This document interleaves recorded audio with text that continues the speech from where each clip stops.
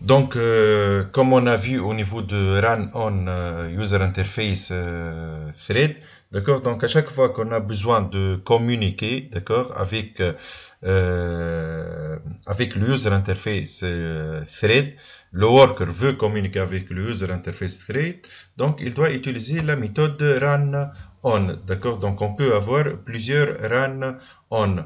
Bon, cet exemple, on peut l'utiliser dans les cas plus simple, d'accord? Mais dans les cas un peu avancés où il y a plusieurs communications, on peut utiliser, donc la solution c'était d'utiliser la classe A5 Task et on a les méthodes utilisées au sein de cette classe pour permettre la communication entre le worker thread et le user interface thread. D'accord? Donc pour cela, on va commencer par déclarer la classe. On va commencer à travers un exemple, d'accord, pour comprendre la notion. Donc, extends, d'accord, donc il va hériter de A5 task, d'accord. Donc, vous voyez ici, elle a le paramètre d'entrée, la progression au cours et le résultat. Ce qu'on va voir au fur et à mesure de l'exécution, d'accord. Donc, au niveau de cette exécution, donc, on va commencer par string, après, donc, integer, après donc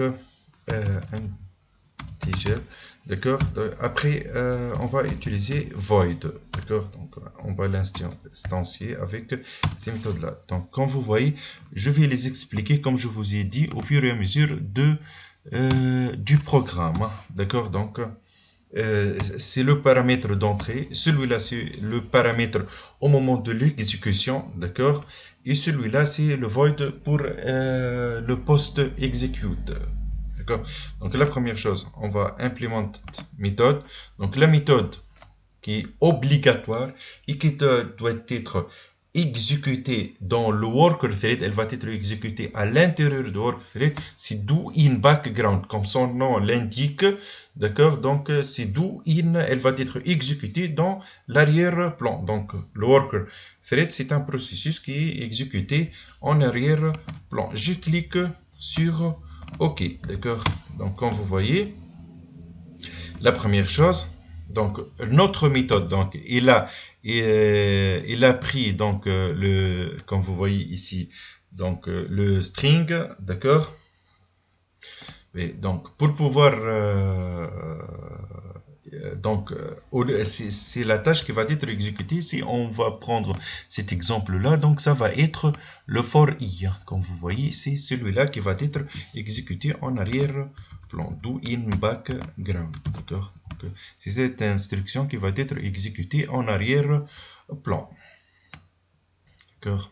Donc après, il y a les méthodes, ce qu'on va voir au fur et à mesure. D'accord. Donc la première méthode, donc on va clic droite, generate over method, d'accord, donc on va utiliser pre-execute, post-execute et progress update, les plus utilisés, d'accord, donc sont les plus utilisés, ok. Donc comme je vous ai dit, donc ce string là, il va être exécuté donc au niveau, c'est le paramètre d'entrée de do in background. D'accord, si je change ici par integer, donc il va m'afficher un message d'erreur. D'accord, donc comme vous voyez, il nous a affiché un message d'erreur. Je dois le rendre comme étant string. D'accord, donc c'est le paramètre de do in background. Le integer ici, d'accord, donc c'est le progress. C'est le paramètre du progress. Et le void, c'est le paramètre de post execute. D'accord. Donc le pre-execute, ce sont les instructions qui vont être exécutées avant le do in background. D'accord. Donc ce sont les instructions qui vont être exécutées. Ici l'instruction qui va être exécutée avant, ça va être le pb.cette visibilité. Donc on va activer la visibilité. D'accord. Donc pre-execute, donc avant l'exécution du worker. D'accord, donc on va mettre pb.cette visibilité. D'accord, donc on va revenir à ça. B, le post execute ici, donc le post execute, ça va être donc gone pour masquer, gone pour masquer. D'accord, post execute.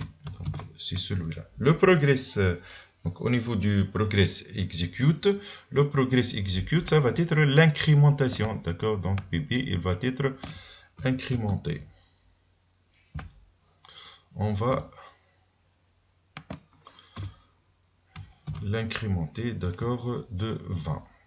Ok, donc à chaque fois ici, comme vous voyez, donc au niveau de la boucle for, donc return nil, c'est pas ici, hein, d'accord, donc ça va être ici, hein, bien sûr, d'accord. Donc ici, à chaque fois qu'il va être exécuté, donc il doit envoyer le paramètre, d'accord, donc 20, d'accord. Donc à chaque fois, le PB va être augmenté de 20. Donc pour permettre la communication entre la tâche de fin et le progress update, d'accord, la mise à jour, on utilise publish progress. Donc il va permettre, cette méthode va permettre la communication entre ces deux-là. Okay. Après, donc,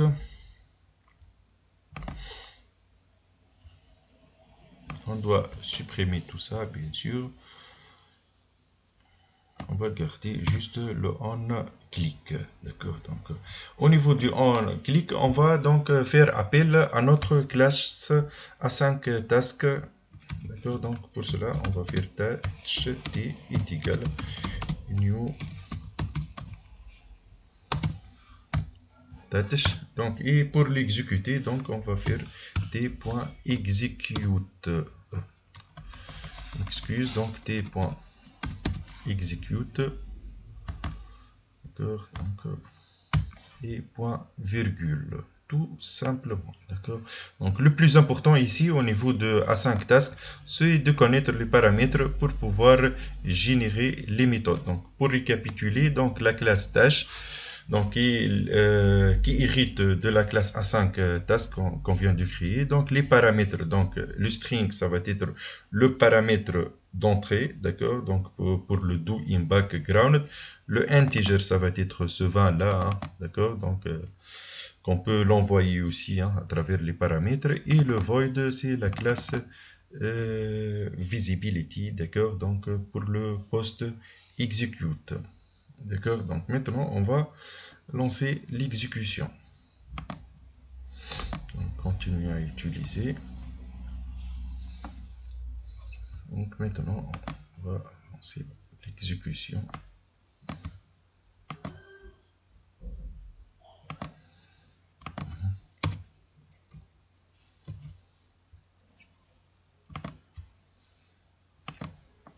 Maintenant on va lancer l'exécution.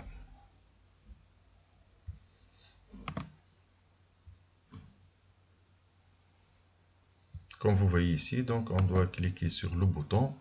Donc il y aura la progression. D'accord. Donc on va utiliser celle-là dans la vidéo prochaine qui serait consacrée pour l'IoT.